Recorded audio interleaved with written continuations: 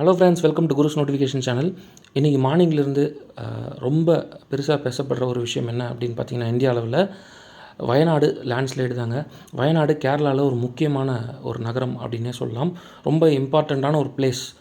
Wayanad tourist ஸ்பாட்லாம் நிறைய இருக்காங்க. அதேமாதிரி டூரிஸ்ட் நிறைய பேர் அங்கே போக விரும்புவாங்க. அந்த மாதிரி ஒரு இடத்துல இன்றைக்கி அதிகாலை நிலச்சரிவு அடுத்தடுத்து 2 இடங்கள் நடந்திருக்கு. அதாவது 1:30லேருந்து 2 மணிக்குள்ளே ஒரு இடத்துல நிலச்சரிவு நடந்திருக்கு. அதைத் தொடர்ந்து 4:30-5 மணி அளவில் இன்னொரு இடத்துல நிலச்சரிவு நடந்தது அப்படின்னு சொல்லியிருக்காங்க. ஸோ என்னென்ன இடங்கள் அப்படின்னு பார்த்தீங்கன்னா, முண்டிகை அண்டு சூரல்மலா அப்படின்னு சொல்லப்படுது. ஸோ 2மே இம்பார்ட்டண்ட்டான அக்ரிகல்ச்சரல் பேஸ் பண்ண ஒரு பிளேசஸ் அப்படின்னு சொல்லப்படுது. ஸோ நல்ல பயங்கரமான ஒரு நிலச்சரிவு ஏற்பட்டிருக்குங்க. நிறைய குடும்பங்கள் வீட்டை இழந்திருக்காங்க. நிறைய இடங்களும் போயிடுச்சு. அதே மாதிரி சுற்றி நதிகள் ஆறுகள்லாம் இருக்கும் போல இருக்குது இந்த இடங்களில். ஸோ அதில் கட்டப்பட்ட ஒரு பிரிட்ஜு, அது வழியாக தான் இன்னொரு ஊருக்கு போகிறதுக்கான வழி வந்திருக்கு.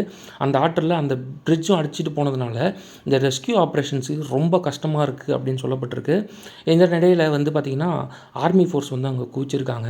அவங்களாம் அங்கே சப்போர்ட் பண்ண ஆரம்பிச்சிட்டாங்க. அதேமாதிரி 80க்கும் மேற்பட்டோர் இது வரைக்கும் இறந்ததாக சொல்லப்படுது.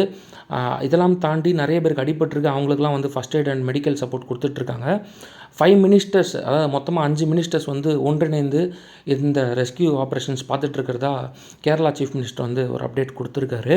அதே சமயத்தில் நெய்பரிங் ஸ்டேட்ஸ்லாம் இவங்களுக்கு நிறைய சப்போர்ட் பண்ணிகிட்ருக்காங்க ஃபினான்ஷியலி ஆஸ் வெல் அஸ் இது மாதிரி என்ன சொல்கிறது, ரெஸ்கியூ மேனேஜ்மெண்ட் பீப்புளெலாம் அங்கே அமுச்சு சப்போர்ட் பண்ணிகிட்ருக்காங்க. என்னதான் இருந்தாலும் கேரளா ரொம்ப அழகான ஒரு ஊர். இது மாதிரி விஷயங்கள் நடக்கும்போது நம்மளுக்கு அந்த விஷயங்களை பார்க்கும்போதே பதைக்குது. அங்கே ஃபேமிலிஸ், எவ்வளோ ஃபேமிலிஸ் அவங்க வீட்டை விட்டுருப்பாங்க, எவ்வளோ மனிதர்கள் இறந்துருக்காங்க, சின்ன சின்ன குழந்தைகள் கூட இறந்துருக்காங்க.